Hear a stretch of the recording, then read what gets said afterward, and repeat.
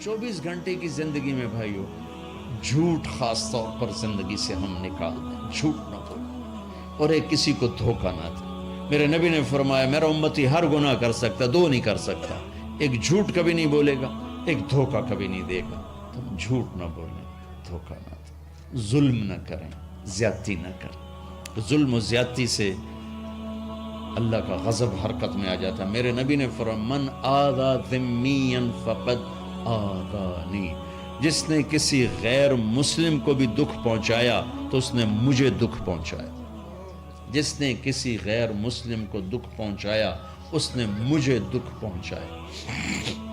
میرے نبی نے تو اپنے ساتھ رہنے غیر مسلموں کے ساتھ اتنی رحمت للعالمین کا ثبوت دی۔ ہم ان کے برتن بھی الگ کرتے، وہ برتن کو ہاتھ لگانے میں کہ دھو، برتن دھو کے لاؤ، اتنی نفرت کا اظہار۔ بھائیو محبت سے اپنے کاروبار میں ہو سچ بولو، صحیح تولو، وعدہ خلافی نہ کرو، وعدے سے پھرو مت، کسی کو دھوکہ نہ دو، کسی کو فراڈ نہ کرو۔ بازار کا دین سچائی ہے، صحیح تولنا ہے اور دھوکہ نہ دینا ہے۔ گھر کا دین ماں باپ زندہ ہیں، ان کے پیر دھو لو، ان کی دعائیں لے لو۔ گھر والے ہو اپنی بیوی سے حسن سلوک کرو، گالی دینا، تانے دینا، طنز بولیاں، اپنے گھروں کو آگ نہ لگاؤ۔ ہمارا جوائنٹ فیملی سسٹم ہے، ماں باپ کو اپنا مقام دو، بیوی کو اپنا مقام دو۔ ہمارا سسرالی معاشرہ ظالم ہے، درد سے کہہ رہا ہوں ظالم ہے، ہمارا سسرالی معاشرہ ظالم ہے، چاہے دیندار کہلاتے ہوں، چاہے دنیا دار کہلاتے ہوں، چاہے پڑھے لکھے کہلاتے ہوں، چاہے ان پڑھ کہلاتے ہوں، ظلم ہے۔ میں کہاں سے اس کی تعویل کروں؟ اگر ماں باپ کی طرف سے زیادتی ہے اپنی بیوی کو بچاؤ، اور کہیں بیویاں ایسی زوردار ہیں کہ وہ گھر کو آگ لگانے پر آئی ہوتی ہیں، اگر بیوی زیادتی کرے تو ماں باپ کو بچاؤ۔ یہ تمہارا کام بیچ میں ایک پل بننا ہے، دونوں رشتوں کو جوڑنا ہے۔ جس طرف بہنوں کی طرف سے زیادتی ہے بیوی کو بچاؤ، بیوی کی طرف سے اپنے دوسرے رشتوں کو بچاؤ۔ ہم اس میں افراط ہوتا یعنی کمی زیادتی کا شکار ہیں۔ کچھ ماں باپ کے پریشر میں بیویوں پر ظلم ڈھا دیتے ہیں، اور کچھ بیویوں کے پریشر میں ماں باپ کو ذلیل کر دیتے ہیں۔ یہ دونوں انسانیت سے دور کی چیزیں ہیں۔ بھائیو اپنے نبی کی زندگی پڑھو اللہ کو۔ میرے نبی کی ایک حدیث سناؤں، میرے نبی نے فرمایا یہ جو میرے مدینے والے لوگ ہیں نا، یہ بڑے اچھے ہیں، ان کے گھر میں جب کسی کی ڈولی اترے نا تو اسے یوں لگتا ہے جیسے میں اپنے ماں باپ کے گھر ہی آ گئی۔ یہ چند دن پہلے میں نے حدیث پڑھی تو مجھے بڑا مزہ آیا کہ میرا تو مستقل مضمون میں بیان کرتا رہتا ہوں۔ آپ نے فرمایا کہ یہ جو میرے انصار ہیں مدینے والے، ان کے گھر میں کسی کی ڈولی آ جائے تو اسے یوں لگتا ہے جیسے اس کو اپنے ماں باپ اور ساس سسروں میں کوئی فرق ہی نہیں نظر آتا، کہ یہ ایسے اچھے اخلاق کے لوگ ہیں۔ چلو اگر یہ نہیں ہو سکتا تو کم از کم یہ نفرت تو نہ ہو، لگائی بجھائی، لڑائی جھگڑے، طلاقوں کی شرح بڑھ چکی ہے صرف زبان کی بدتمیزی پر، صرف زبان کی بدتمیزی پر، صرف زبان کی بدتمیزی پر طلاقوں کی شرح بڑھ چکی۔ بھائیو اپنے اخلاق سے، اپنے اخلاق سے اپنے رشتوں کو جیتو۔ ماں باپ کا دل جیتنا ہے، بہن بھائیوں کا دل جیتنا ہے، اپنی بیوی کا دل جیتنا ہے اچھے اخلاق کے ساتھ۔ بیوی کی ذمہ خاوند کا دل جیتے اچھے اخلاق کے ساتھ، ساس سسر کا دل جیتے اچھے اخلاق کے ساتھ، اپنے بہن بھائیوں کا دل جیتے اچھے اخلاق کے ساتھ۔ میرے رب کی قسم تم چپ رہنا سیکھ لو، عزت تمہارے قدموں میں آ کے گرے گی۔ جواب نہ دو، چپ ہو جاؤ، اللہ عزت تمہارے قدموں پہ لا کے کھڑا کر دو، تمہارے قدموں میں آ کے اللہ عزت کو گرائے گا۔ اولاد کو عزت دو، اولاد کو عزت دو، اولاد کو عزت دو، ان کو ٹائم دو، پھر یہ ساری زندگی تمہارے غلام بنیں گے۔ 3 سال کے بچے کو اسکول میں دھکا دے دیا، آیا تو ٹیوشن والے کے پاس بھیج دیا، اور خود اپنے مزے کیے، تو یہ اولاد کبھی تمہاری نہیں ہوگی۔ انہیں ٹائم دو، اور اولاد کی خواہشات کا خیال کرو۔ ان پر ایسے ماں باپ ہونے کی ایسی دھونس مت جماؤ۔ آج کل اولاد نافرمان ہے، آدھا قصور ماں باپ کا ہے، آدھا اولاد کا ہے، کہ یہ وہ شفقت اور وہ محبت اور وہ ٹائم نہیں دیتے، اس سے آگے بات خراب ہو جاتی۔ اور ایک بڑا حساس موضوع ہے، رشتے ناتوں میں اولاد کی رعایت کرو۔ اپنی اولاد کی پسند ناپسند کا خیال کرو، ان پر مسلط مت کرو۔ اولاد سے کہتا ہوں کورٹ کی شادیاں نہ کرو، عشق معشوقی کی شادیاں نہ کرو، یہ 99.9% ناکام ہو جاتی ہیں۔ زندگی اور چیز ہے، عشق معشوقی اور چیز۔ اپنے ماں باپ کی دعائیں برکتیں لے کر شادی کرو۔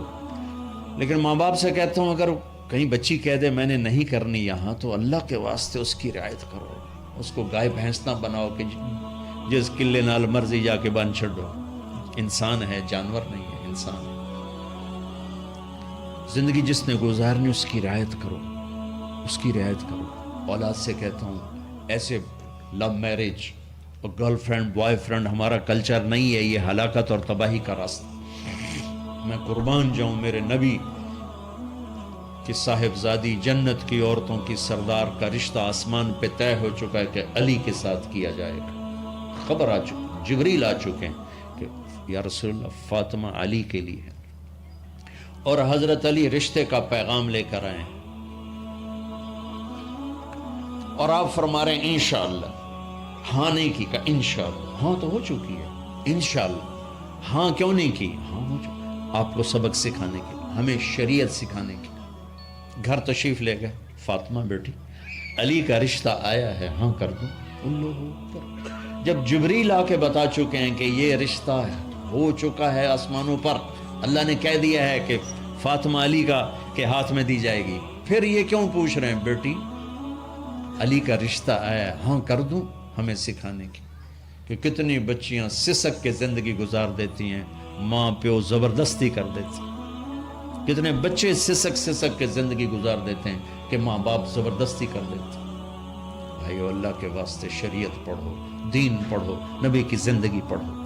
حضرت فاطمہ رضی اللہ تعالیٰ عنہ کا انکار کرنا تھا، کیا خیر؟ آج کل کی شریف بچی بیچاری چپ کر کے کہتی ٹھیک ہے جی میں ماں پیو دی مرضی۔ تو فاطمہ جیسی ہستی کوئی تصور کر سکتا ہے؟ کہیں گی نہیں، وہاں سے اقرار ہی تھا، لیکن ہمیں پیغام دینا تھا، سکھانا تھا کہ یا رسول اللہ جیسے آپ علی جاؤ لوگوں کو بلاؤ، پھر لوگوں کو بلاؤ، پھر آپ نے نکاح پڑھا، پھر رخصتی ہوئی، بلا کر آپ نے فاطمہ کا ہاتھ پکڑا اور یوں علی کے ہاتھ میں دے کر کہا علی تمہیں نبی کی بیٹی مبارک۔ اور پھر فرمایا فاطمہ مجھے جو سب سے زیادہ محبوب تھا میں نے تیرا ہاتھ اس کے ہاتھ میں دے دیا۔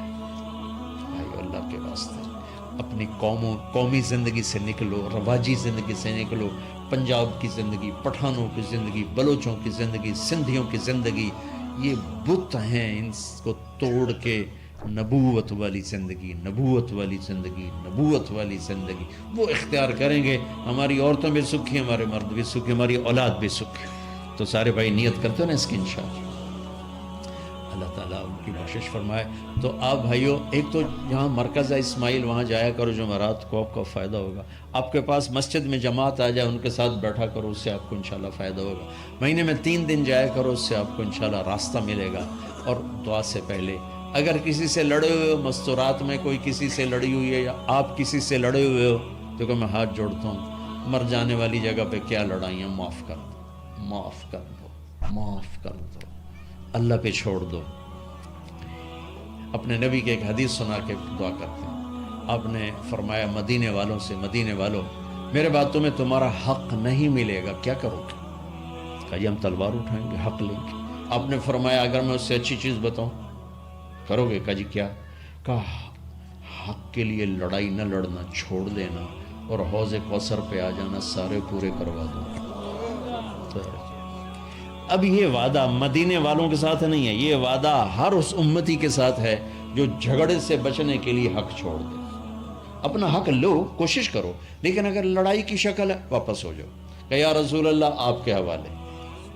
آپ نے مدینے والوں میں ہمیں بھی شامل کیا ہے، جس کا حق مارا جائے اور لڑے نہیں، چھوڑ دے، صبر کر جائے، میرے انتظار کر آنکھیں بند ہونے کا کہ میرا نبی تیرا وکیل ہوگا اور اللہ جج ہوگا، ان ویکھیا فیصلہ کہیں دا ہوندا ہے۔ پھر تم اپنے حبیب کو اپنا وکیل بنا لو۔ اب معاف کر دو، عورتیں بھی معاف کر دو، آپ بھی معاف کر دو، گلے لگو، امت بنو، محبت سے رہو، کیا 4 دن کی زندگی میں نفرتوں کی آگ بھڑکانا، محبت کے پھول بکھیر کے چلے جاؤ، کیا ظلمتیں پھیلانا، اپنے حصے کی شمع جلا کے چلے جاؤ۔